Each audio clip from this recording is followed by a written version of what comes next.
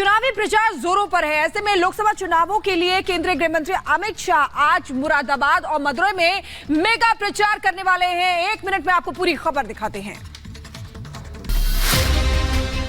लोकसभा चुनाव में पहले चरण का चुनाव प्रचार थमने से पहले आज से अगले 5 दिन मुरादाबाद में रैलियों और जनसभाओं का शोर गूंजता रहेगा। गृह मंत्री अमित शाह आज मुरादाबाद में बीजेपी प्रत्याशी के लिए प्रचार करेंगे। अमित शाह बुद्धि विहार स्थित मैदान में जनसभा करेंगे और इस सभा को सफल बनाने के लिए बीजेपी ने पूरी ताकत झोंक दी है। ईद के बाद रैलियों में बड़ी तादाद में भीड़ जुटने की उम्मीद है। मुरादाबाद में अमित शाह की सभा का असर आसपास के इलाकों पर भी होगा। इस रैली के जरिए संभल और मुरादाबाद पर बीजेपी का फोकस रहेगा। मुरादाबाद से सर्वेश सिंह और संभल से परमेश्वर लाल सैनी को पार्टी ने प्रत्याशी बनाया है। मुरादाबाद के बाद अमित शाह मदुरई का दौरा करेंगे और वहां रोड शो करेंगे। शाम 5:30 बजे तमिलनाडु के मदुरई में पेरियार बस स्टैंड से विलाकुथुनु जंक्शन तक रोड शो होगा। कुछ दिनों पहले पीएम मोदी ने भी मदुरई का दौरा किया था। Bureau report, Republic Bharat.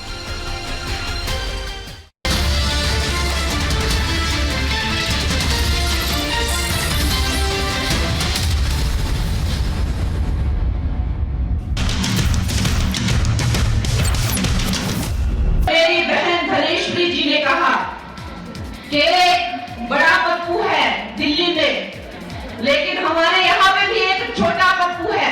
वो कहता है कि मैं गौमांस खाती हूँ और उसके पास एक वीडियो है, तो वो वीडियो दिखाता क्यों नहीं है? कंगना रनौत के बयान पर कांग्रेस का पलटवार। विक्रमादित्य सिंह ने कहा, कंगना ने जैसी भाषा का प्रयोग किया है उसको मैं नमन करता हूं। कार्यक्रम में जिस तरीके की भाषा शैली का प्रयोग उन्होंने किया है, शब्दावली का प्रयोग उन्होंने किया है, खास करके हमारे लिए, कांग्रेस पार्टी के लिए, हिमाचल प्रदेश के लिए, उसके लिए मैं उनको कोटि कोटि उनका नमन करता हूं। हिमाचल की मंडी में पीडब्ल्यूडी मंत्री विक्रमादित्य सिंह ने बयान पर कंगना रनौत ने किया पलटवार। कंगना ने कहा, दिल्ली में बड़ा तो हिमाचल प्रदेश में छोटा पप्पू है। मीसा भारती के बयान पर स्वतंत्र देव सिंह का पलटवार। कहा, इंडी गठबंधन को जनता ने भ्रष्टाचार और परिवारवाद के चलते नकारा है। लोगों ने बना लिया है मन, पीएम मोदी के लिए देंगे वोट। देखिए, सपा बसपा कांग्रेस जितने दल हैं क्षेत्रीय, उनके भ्रष्टाचार के कारण, उनके वंशवाद के कारण, उनके परिवारवाद के कारण पार्टी ने, जनता जनार्दन उनको नकार दिया है। सभी लोगों ने अपना मत कहां जाएगा वो बना लिए हैं और आदरणीय मोदी जी के पक्ष में मतदान करेंगे। पीएम मोदी आज जम्मू कश्मीर के उधमपुर में जनसभा को करेंगे संबोधित। डॉक्टर जितेंद्र सिंह के लिए मांगेंगे वोट। उधमपुर के बाद राजस्थान के बाड़मेर और दौसा में करेंगे चुनावी रैली। केंद्रीय गृह मंत्री अमित शाह का आज यूपी और तमिलनाडु दौरा। चुनावी जनसभा को करेंगे संबोधित। तमिलनाडु में करेंगे रोड शो। शाह का ये road show Periyar bus stand से विलाकुथुन जंक्शन तक होगा। केंद्रीय रक्षा मंत्री उत्तराखंड के दौरे पर चमोली, चंपावत और उधम सिंह नगर में चुनावी रैली को करेंगे संबोधित। रामलीला मैदान में होगी जनसभा। बीजेपी अध्यक्ष जेपी नड्डा आज मध्य प्रदेश में भरेंगे चुनावी हुंकार। कमलनाथ के गढ़, छिंदवाड़ा और सीधी में करेंगे चुनावी रैली। उत्तर प्रदेश के मुख्यमंत्री योगी आदित्यनाथ आज कैराना और सहारनपुर में कार्यक्रम को करेंगे संबोधित। जनता से करेंगे वोट की अपील। लोकसभा चुनाव के पहले और दूसरे चरण का नामांकन पूरा होने के बाद तीसरे चरण की प्रक्रिया आज से शुरू हो रही है। थर्ड फेज के लिए प्रत्याशी आज नॉमिनेशन फाइल करेंगे।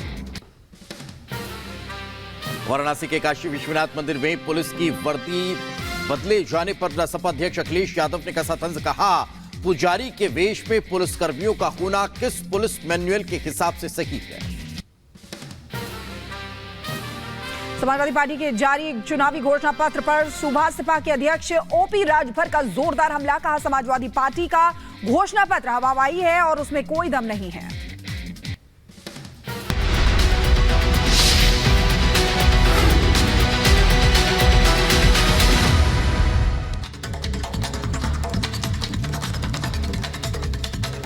और चुनाव से पहले कांग्रेस को झटके पर झटका लग रहा है। कांग्रेस छोड़कर जाने वाले नेताओं में जैसे होड़ सी लगी हुई है।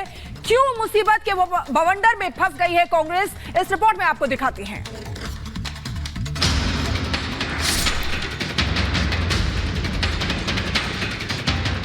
सिर पर चुनाव है, लेकिन कांग्रेस हिचकोलों पर सवार है। न कांग्रेस पार्टी की रैली हो रही है, न पार्टी में चुनाव लड़ने का जोश है, और न ही पार्टी में इतने नेता बचे हैं जो 24 के लोकसभा चुनाव में कांग्रेस की इज्जत बचाने खड़े हो जाएं। सच कहा जाए तो कांग्रेस इस वक्त अपने सबसे बुरे दौर से गुजर रही है, जिसका परिणाम है कांग्रेस के सारे नेता एक एक करके पार्टी छोड़कर जा रहे हैं। इसमें से ज्यादातर नेताओं ने बीजेपी ज्वाइन कर ली, जबकि कई तो ऐसे भी हैं जिन्हें किसी और पार्टी में ज्वाइन करने का न्योता नहीं मिला। बावजूद इसके उन्होंने कांग्रेस छोड़ना बेहतर विकल्प समझा। कांग्रेस की हालत ऐसी है कि जो नेता रात में किसी चैनल पर कांग्रेस के पक्ष में बहस करते नजर आते हैं, वो दूसरे दिन सुबह होते ही किसी दूसरे राजनीतिक दल को ज्वाइन करने के चलते उसी चैनल पर सुर्खियों में नजर आने लगते हैं।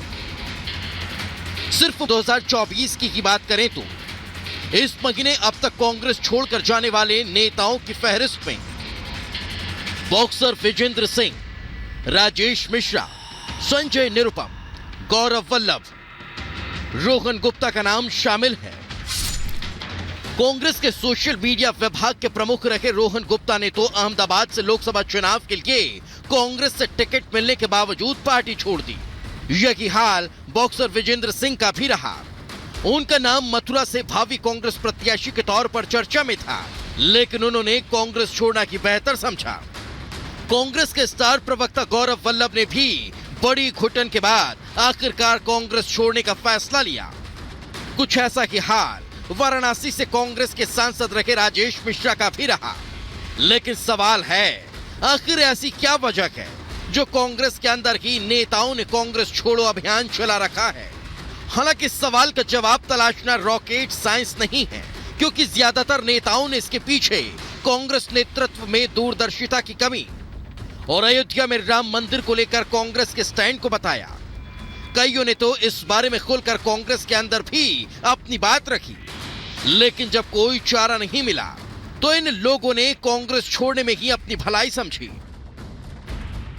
भले वो सनातन धर्म के बारे में पार्टी का जो मौन स्वीकृति हो, भले वो प्रभु श्री राम के प्राण प्रतिष्ठा के जो निमंत्रण को अस्वीकार करने का मुद्दा हो, मैं ये सब काम करने में अपने आप को असहज महसूस कर रहा था। अगर विजन ही नहीं होगा, ऐसे व्यक्ति जिन्होंने कभी एक चुनाव नहीं लड़ा, अगर वो पार्टी का विजन तय करेंगे तो ये हाल होगा।